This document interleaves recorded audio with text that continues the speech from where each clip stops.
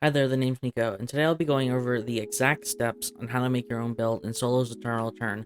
So let's begin. Now there are two important things you need to know before making your routes. One is the stats your character wants from an item and what those stats mean. Two is loot distribution. Lucky for you, I made a video explaining terms used in Eternal Return as well as loot distribution, so go check those videos out. I'll be waiting for you.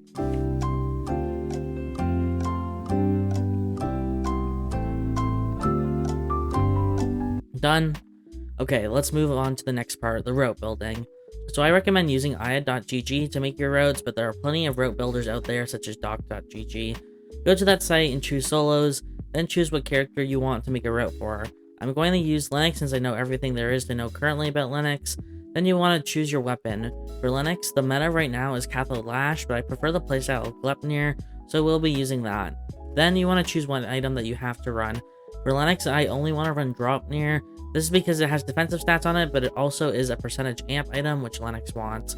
I also want to specifically run Veritas Lux Maya. This is because of the CDR, percentage amp, but also the active on it. I think Veritas Lux Maya is really underutilized. Then you want to click the Generate Routes button, which is currently in beta on aya.gg, but it works perfectly fine. This will give you a bunch of route options to choose from. Click on each one and see what options you have. The first one shown has no good chest piece for Linux. For Linux, we're looking for EOD suit, battle suit, sunset armor, or commander's armor. For my playstyle of Linux, I would prefer commander's armor, but I'll take what we can get.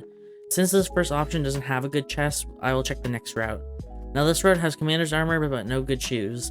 Linux really wants movement speed as our main focus for shoes, so you want to run either Maverick Runners or EOD boots. You can use SCV, but Linux's spells are all AoE except for Alt Bleed, so you are only going to heal for half the damage from the Omni Siphon value. On SCVs, this means you only heal for 5% of the damage you do. That doesn't consider healing reduction. I click on the third option, and now there isn't really a good chest piece. Cardinal Ropes is okay, but I would prefer the defense over HP, even though Linux does scale with HP. Having less than 100 defense is not ideal because you'll take too much damage. I explained why more in detail in my Eternal Returns Terms Explained video, but then I look at the next route and see a potential in it. This is because what aya.gg suggests is Temple, Cemetery, Archery Range, Alley, Chapel.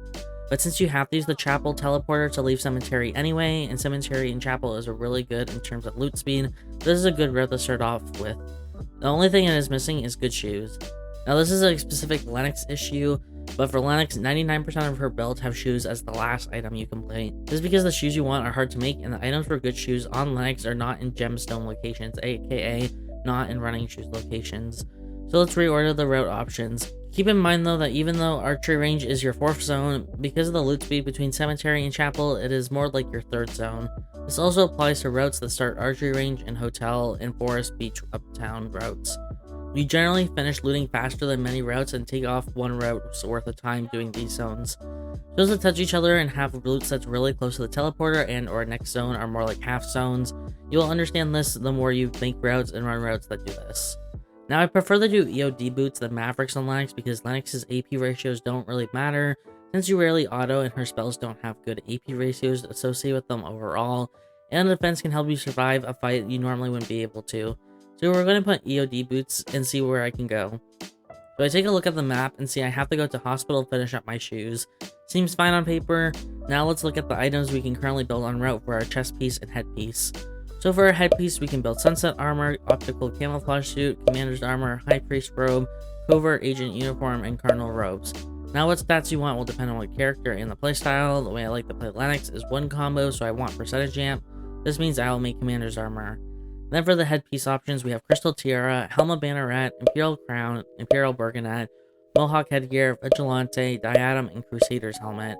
For Linux, your options are from here would be Imperial Crown, Imperial Burgonet, Mohawk Headgear, and Vigilante.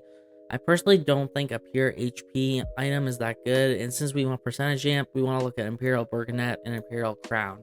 Now which one you want to run, it depends on the stats of your build. You want to make sure that your build has over 100 defense based on your character's scaling and your items, so aim for about a 60 defense build from just items. So with Commander's Armor, Dropnir, and EOD boots, we will have 58 defense, which is close enough to 60 defense without a headpiece, so it's better to run Imperial Burgonet in this case. But if you're to run Maverick's Armor, you ideally want Imperial Crown because your defense without a headpiece would only be 43. You need a good balance between defense and power in my opinion. So now that we have chosen the items, let's look at the route to see that we only need 1 loot set per zone, and if you need 2 loot sets, you will be slowed down. So first in Temple, we see that we need 3 gems and 2 feathers. There are only 2 gems per loot set guaranteed in Temple, and there's only 1 feather guaranteed in Temple. For the feather, we go to Cemetery, so we don't really need to worry about not getting 2 in Temple. Now there are 14 gems in Temple, so getting 3 in Temple in a loot set is actually quite high. So we have a bit of a risk, but we'll keep this in mind for testing. But it seems pretty safe overall. Next we'll look at Cemetery's items. We know that there are only 2 pickaxes per loot set in Cemetery. The good news though is that the people that generally go to Cemetery don't need pickaxes. You would only know this by playing the game a lot and understanding where people generally start and common routes for characters. But I know pickaxes are not contested in Cemetery. Plus there are also 14 pickaxes in Cemetery, which means I have a high likelihood of finding a 3rd pickaxe. Our next zone is Chapel, and everything is found in 1 loot set. The good thing is the items we need are not the most looted in Chapel, so even if we run into a looted container set, we should still find what we need. And it will be extremely quick. Then we look at Archery Range and see we only need 1 of each item, so it shouldn't be an issue. We look at Alley and see we need 2 bandages. But since this build goes to Hospital next zone, it shouldn't be that much of an issue since there are bandages there. And in Hospital, we only need 1 of each item. We are now done with the build and need to practice it. What we want to test for is what items are unreliable to get, and if we don't get them, how screwed we are. So we know that gems are not guaranteed as well as pickaxes, and bandages might be a problem in the alley, but we do have Hospital to fall on. Now I have done testing with this exact build, and I can say that getting EOD boots is not reliable. It is way too slow. This relates to EOD boots taking a long time to craft, but also finding materials in Hospital 6 zone is not fun, and we are more likely to run into people in Hospital who are full build. So from here you want to do adjustments. We know that EOD boots aren't possible on this route because it is too slow. Can we make the second best options? So remove Hospital and EOD boots from the build and put Maverick Runners instead. You can see that you need to go to Avenue to finish your shoes. Now for how you loot Alley, walking to Avenue is actually quicker than going to Hospital, and it isn't bad finding a battery and pen in Avenue since there are 14 batteries and 12 pens in Avenue. And we will be on Heelys and Archery Range, which is better than just running shoes compared to the old route if we didn't find a bandage in Alley. Now you want to relook at your loot sets to make sure you can get everything you need, and you can minus the gemstones and pickaxes.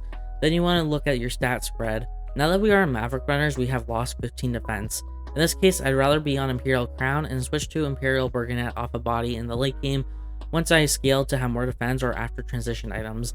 But if I swap to Imperial Crown over Imperial Burgonet, I need 4 gems in Temple, and I can tell you that 4 gems is going to be extremely unreliable. This is why we can't always get what we want, and we have to use the second best option or even the third best option. You might want to even restart this process and prioritize a different item. My main priority in this build was Veritas Lexmea and Dropnir. Maybe you want to prioritize Imperial Crown and Commander's Armor instead, and then you repeat the above process. This is the method I use for all characters for route building and solos. It is very similar in team modes, but there are also a few adjustments I would make, which is why I'm going to cover it in a different video.